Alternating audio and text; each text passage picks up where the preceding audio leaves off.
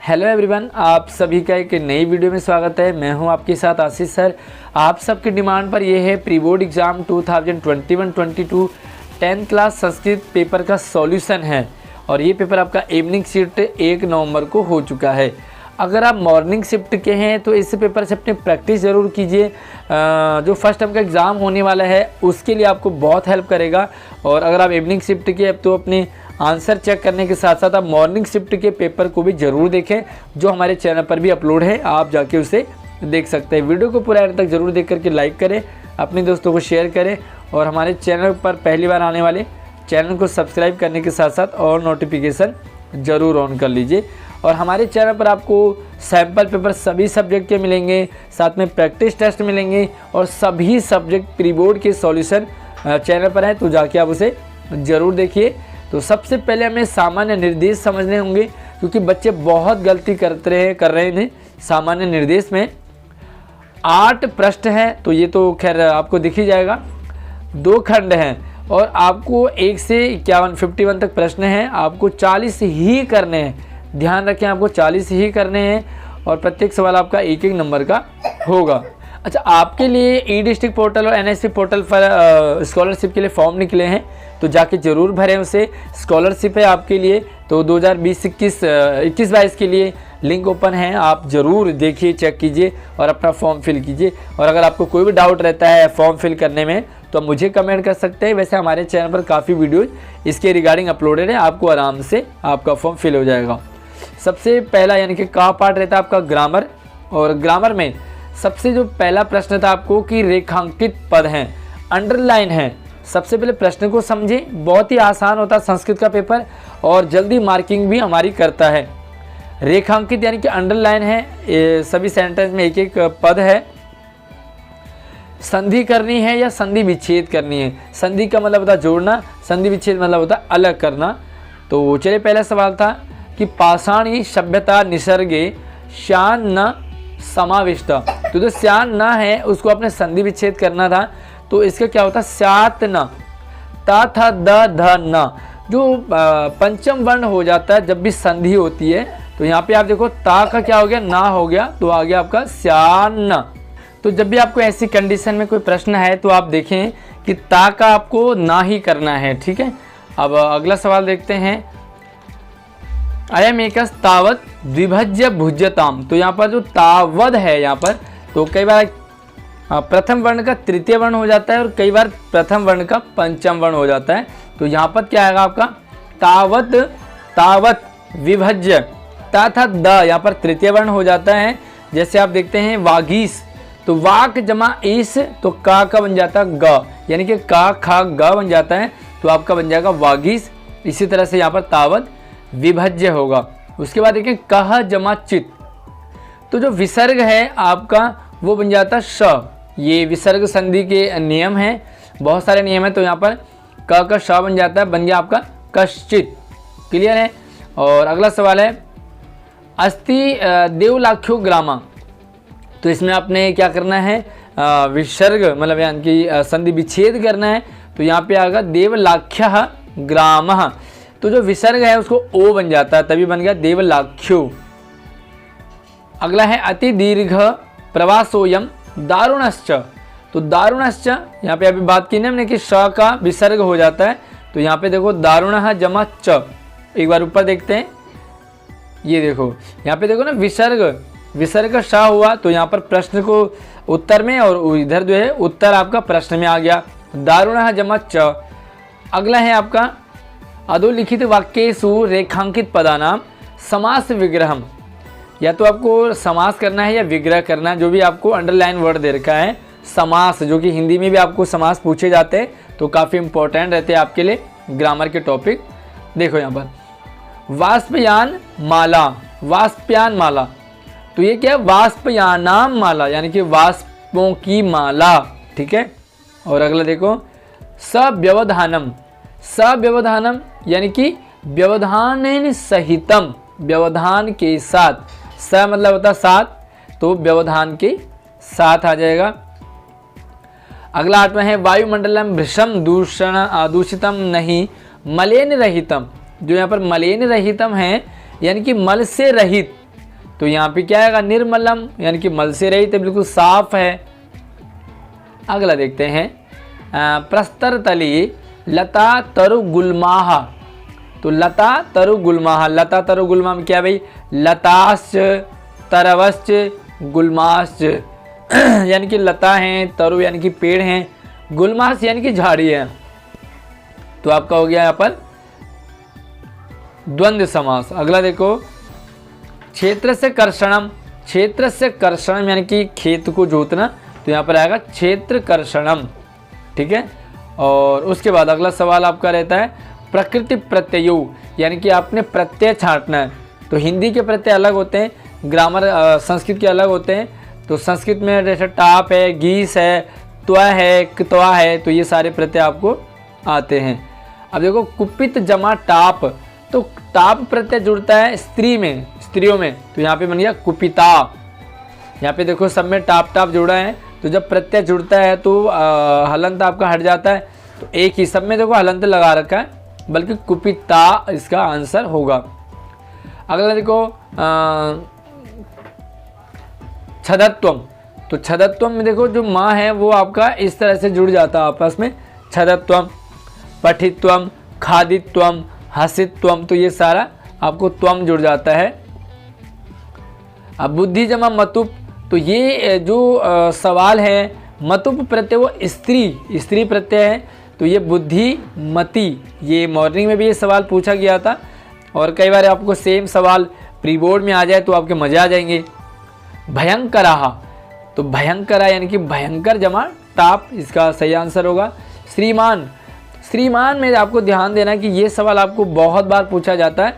श्री में मतुप प्रत्यय जुड़ा है, मतुप, तो आपका बन गया श्रीमान। अब आ गया आपको वाच्य, तो वाच्य से नियमानुगुणम, यानी कि आपको वाच्य लिखने यहाँ पर कर्तृवाच्य, कर्मवाच्य और भाववाच्य, जो कि हिंदी में भी आपको होते हैं, लेकिन थोड़ा सा यहाँ पर हिंदी से चेंज रहता है। अब देखो यहाँ पर से के द्वारा जुड़ता है, से के द्वारा के लिए तृतीया विभक्ति का प्रयोग होता है। प्रथमा विभक्ति कर्तृकारक में होता है, लेकिन कर्म और भाव में तृतीया विभक्ति जुड़ जाती है। कर्ता ने कर्म को कर्ण से, ठीक है ना, हिंदी में से द्वारा लगता है, तो संस्कृत में भी से द्वारा तृतीय विभक्ति में। तो लेखा लिखे थे तृतीय विभक्ति वाला, तीन मतलब उनके द्वारा। अगला है युष्मा भी, यानी कि हम सबके द्वारा, तो ये आएगा हस्यते, यानी कि हस्यते, खाद्यते, पाठ्यते, गम्यते, ये सारे आपके क्या आते हैं भाववाच्य में और कर्मवाच्य में। सैनिकाहा रक्षन्ति, तो यहाँ पे आएगा देशम, क्योंकि कर्मवाच्य है, तो कर्मवाच्य में सॉरी कर्तृवाच्य है तो देशम आएगा। उसके बाद देखो छात्राः कुर्वन्ति, छात्रा क्या करते हैं, प्रार्थनाम कुर्वन्ति, प्रार्थना को करते हैं। उसके बाद आपको क्या करना है, काल बोधक शब्द, समय, घड़ी, टाइमिंग बतानी है आपने, तो संस्कृत में टाइमिंग की ट्रिक आपको बताऊंगा इन चारों सवालों के बाद। देखो यहाँ पर ये है 5 बज गए, 5 बजे को क्या कहते हैं, पंचवादने, 6 बजे को षड्वादने, 7 बजे को सप्तवादने, अष्टवादने, 9 वादने। तो कोई भी अंक है, कोई भी संख्या है, उसके पीछे वादने जोड़ दो, तो ये बन जाएगा आपका, अगर पूरा है यानी कि 5 बजे, 6 बजे। अब अगला होता है आपका 7:30, 8:30, 6:30, 5:30, 3:30, सॉरी सवा 7:15। तो सवा का जो भी टाइम रहता है वहाँ पर आप लिखते हैं सपाद, ठीक है, सपाद लिखते हैं। सपाद का मतलब होता है 15, यानी कि 15 मिनट एक्स्ट्रा हो गए। सप्तवादने, अगर 8:15 होगा तो सपाद अष्टवादने, 9:15 होगा तो सपाद 9 वादने, सपाद 10 वादने, सपाद 11 वादने, तो क्या आएगा सपाद, यानी कि सवा। अब अगला देखते हैं पौने।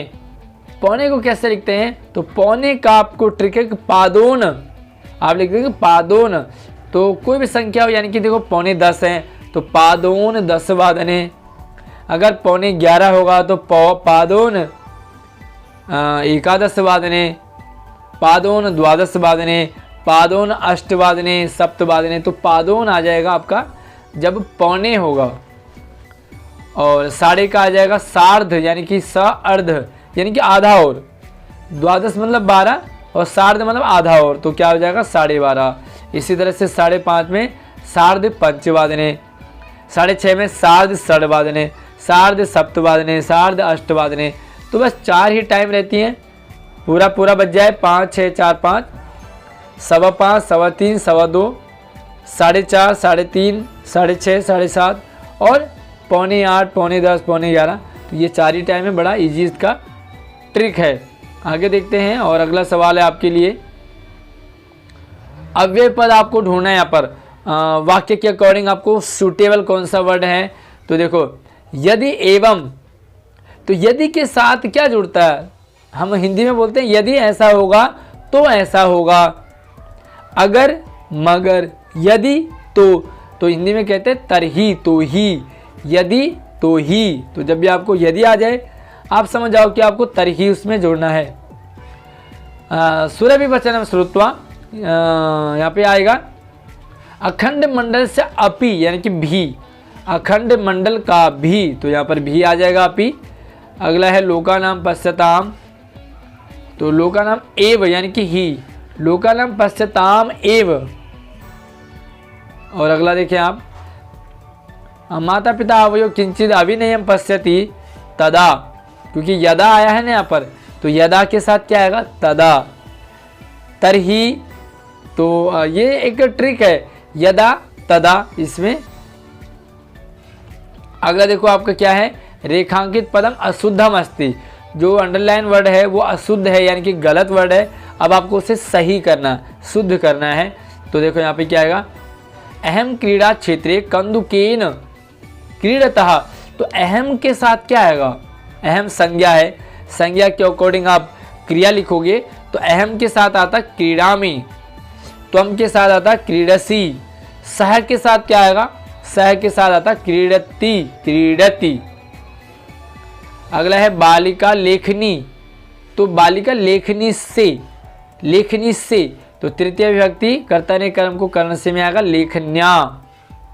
उसके बाद देखो त्वम पुस्तकम पठतु, तुम पुस्तक पढ़ो, तो त्वम के साथ आता पठ, त्वम पठ।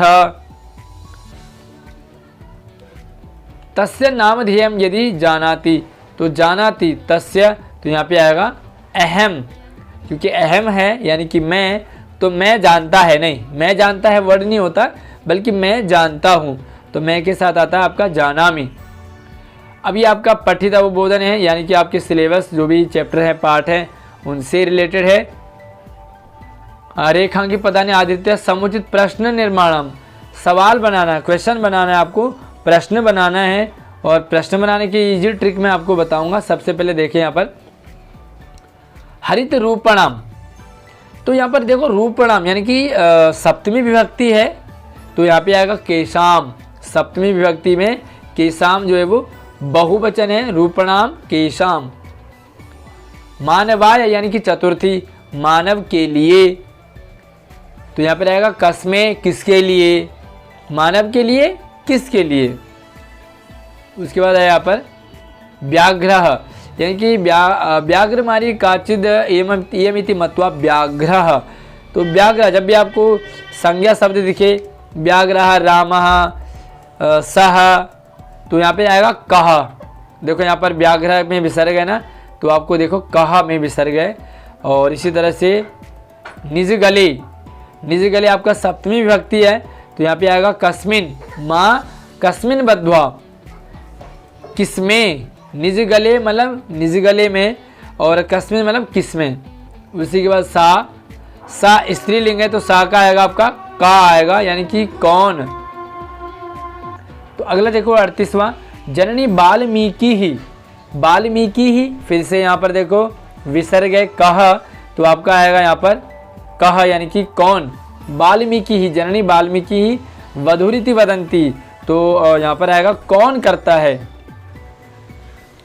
अगला सवाल आपका रेखांकित पदानाम प्रसंगानुकूलम उचित अर्थम, यानी कि प्रसंग के अकॉर्डिंग जो भी कहानी में चल रहा है उसके अकॉर्डिंग सही शब्द क्या होगा।